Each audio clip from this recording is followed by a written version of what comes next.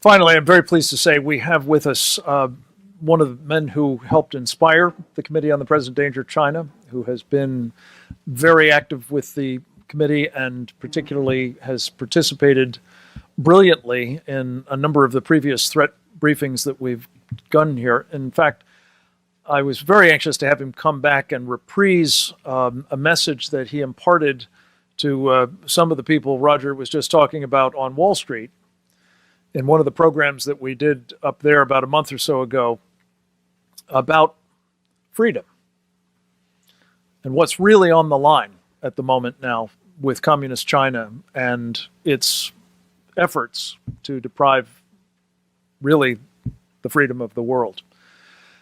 His name, of course, is Steve Bannon.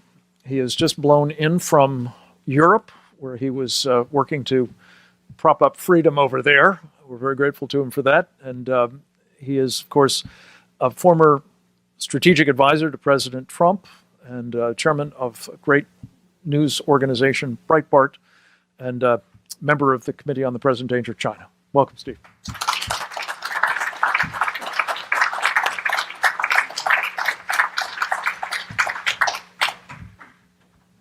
Thank you. That's a reason I wanted to get back here today was to give you a report from the front. You know, I think the last time I saw you folks was the last week of April. And historic, Frank, I think you underplayed it with Roger Robinson and Kyle Bass and the team, a historic Committee on the Present Danger briefing at the St. Regis Hotel in Midtown Manhattan about finance, Wall Street, capital, and how it's created this Frankenstein monster, which is the radical cadre, the CCP, that controls China. I've had the opportunity since we last talked to go to Norway, Berlin, Italy, France, London, and Kazakhstan. And here's what's fascinating. People have actually started to see the videos that we've been doing. People are actually starting to understand what's going on. In every capital I was in, and I was over there principally for the European parliamentary elections, but in every capital where I would meet with business leaders, political activists, people in the populist movement, people in the sovereignty movement, some people who are in government today, and particularly financial people. We are at an inflection point because the world is starting to awaken that something has gone terribly, terribly wrong. And the reason it went terribly wrong is because of us. It is our capital, our technology, our elites that have imposed this on the Chinese people. This is not about the United States versus China. This is not about the industrial democracies versus China. The Chinese people are among the most noble, hardworking, family-oriented, terrific people on the face of the planet. And their history of when they're allowed to have freedom of speech and freedom of religion and freedom of assembly and property rights and the rule of law is unparalleled, second to none. In Hong Kong and in Taiwan, in Southeast Asia and Singapore, in London, and in the United States of America. It was driven home to me actually in Berlin.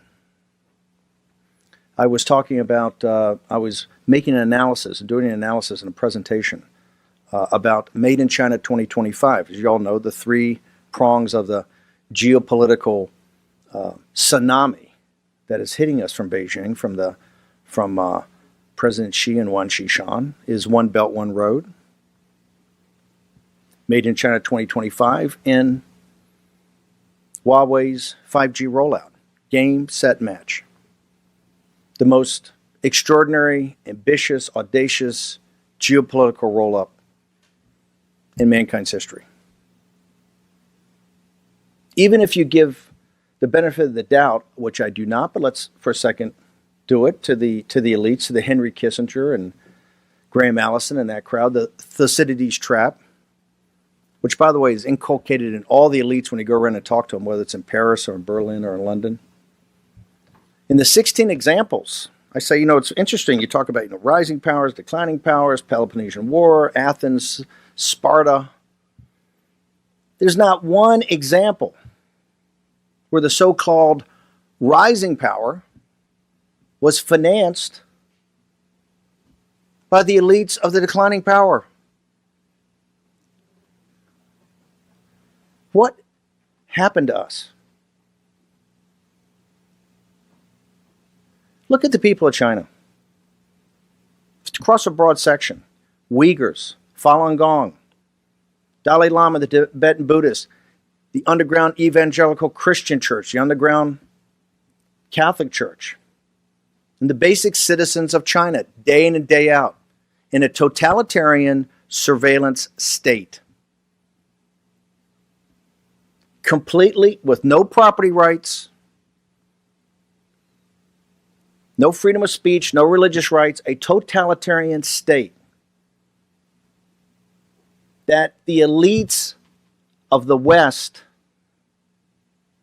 financed and basically gave the technology and the equipment to. NPR had a great report a couple of weeks ago. I think it was 500 companies. There was 200, 500 companies that they had gone to the files, had all somehow gone to I think it was the Treasury Department, Department of Commerce, and complained about not just forced technology transfer, but cyber intrusions, technology theft, forced technology transfers, all there. The reporter, no right-winger, not from Breitbart, from National Public Radio, went around. Every executive said, it's terrible. We're getting crushed. Not one executive would go on camera, would be interviewed, would give their name, etc., for fear. In Germany, it hit me in the solar plexus. Somebody sat there and said, Merkel and this crowd, and the Davos crowd, and the guys in Brussels are exactly like Hillary Clinton and the elites in the United States.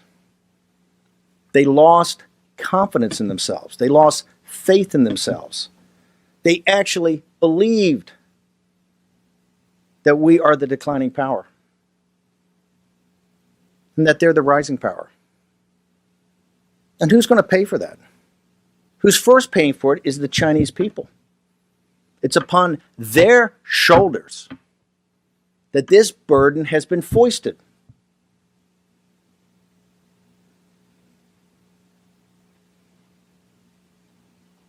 The great part about this committee and what we've been doing, the work, is it's off the shoulders of who's the closest equivalent to old 100 names. And that's the deplorables. If it wasn't in the summer and in the fall of 2016, we wouldn't be here. This would not have happened. Because the deplorables found an instrument. Donald Trump. And that instrument, as you can see in England today, is an armor in all of its imperfections, is an armor-piercing shell.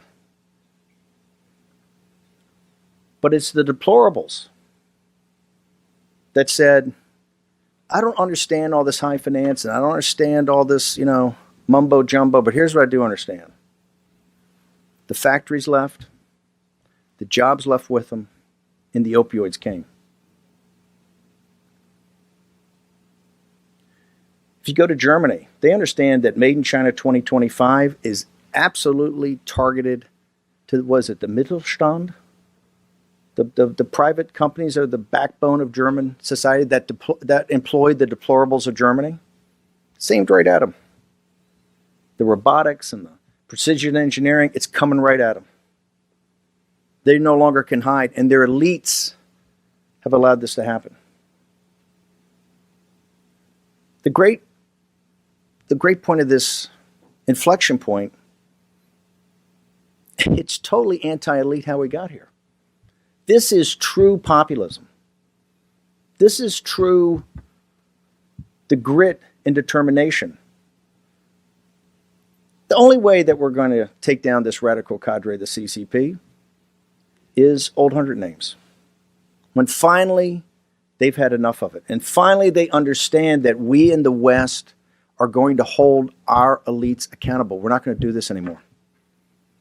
You've seen the work of Roger Robinson. You've seen the work of different members in the committee. And now people are all shocked. You know, they can't believe there's been gambling going on in this establishment, right? Here's your winnings.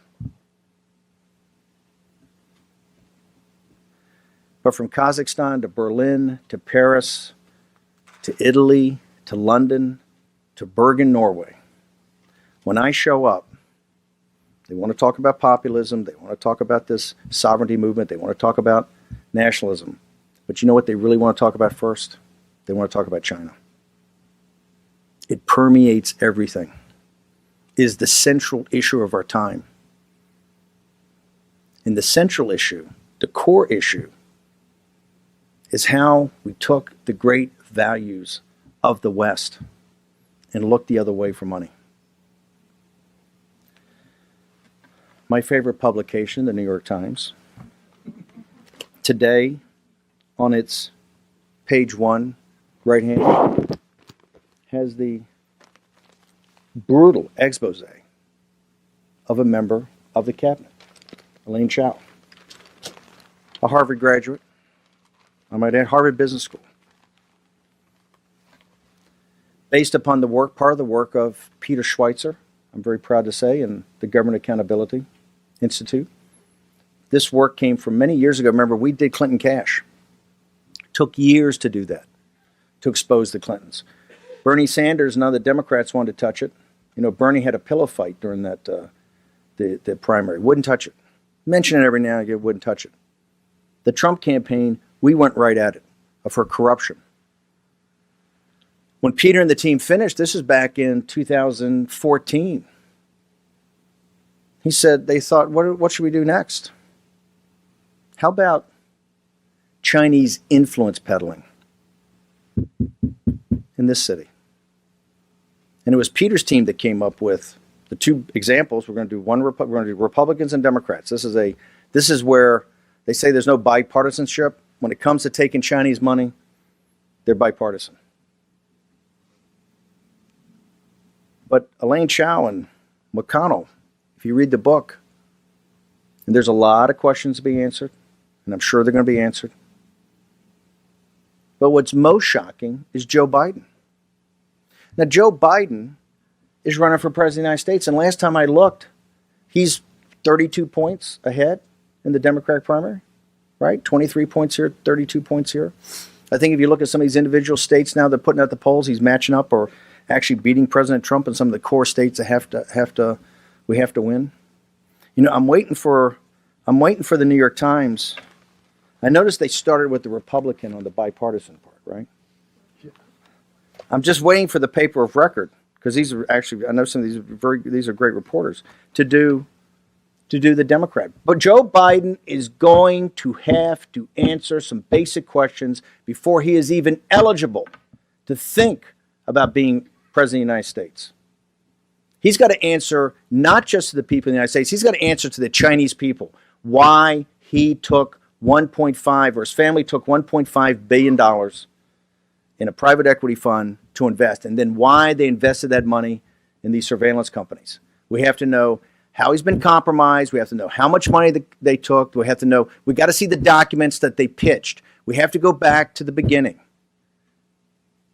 His son is totally and completely incompetent to run a private equity firm. You guys know how hard it is to raise that kind of money, the track record you have to have, the years of experience. And what was Biden over there in 2013? What he was over there for? The Munich of the 21st century is those islands in the South China Sea.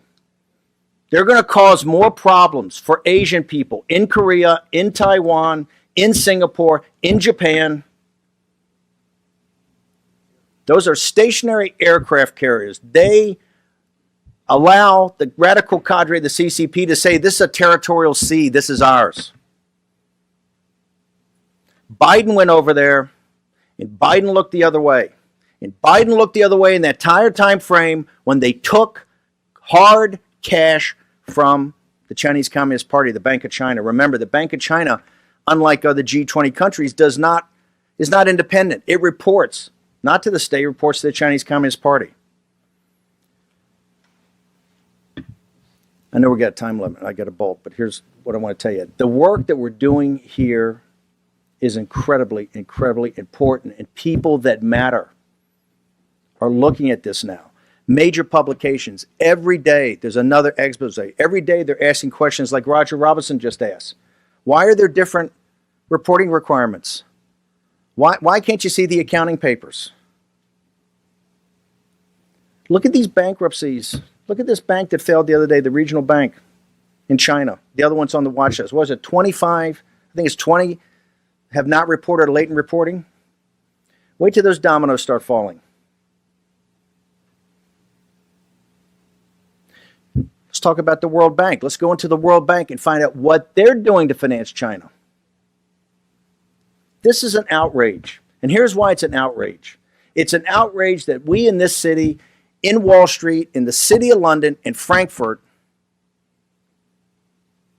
can fully understand what's happening to the Chinese people. They all know what's happening to the Uyghurs. They all know what's happening to the Dalai Lama and the Tibetan Buddhists. They all know what's happening to Falun Gong. They all know what's happening to the underground Christian and Catholic Church. They understand the surveillance, totalitarian dictatorship of what it's doing to the Chinese people. Everybody knows. You can't hide anymore. And yet, they still want to finance it. They still want to provide the technology for it because they want to make a buck. We have to stop that. We have to hold ourselves accountable. This was not Xi. This was not Wan Shishan. This was us. We did this. That Frankenstein monster is our responsibility. We have a fiduciary. And I like the way that Roger Robinson used underwriting. We have a fiduciary responsibility to unwind this. This is not about trade. This is not about soybeans. This is not about steel. This is the highest moral imperative we have. Now, I don't want to hear people say, oh, in the 1930s this, 1930s that. That was horrible. That's then. This is now. We see this. We're going to have to live with this. 100 years from now, they're going to accuse us. And that's why I'm so proud to work with you guys. Our work's just started, but I'm telling you it's getting traction. And here's what. The rats are leaving the ship, and they know they can't hide anymore. Thank you very much.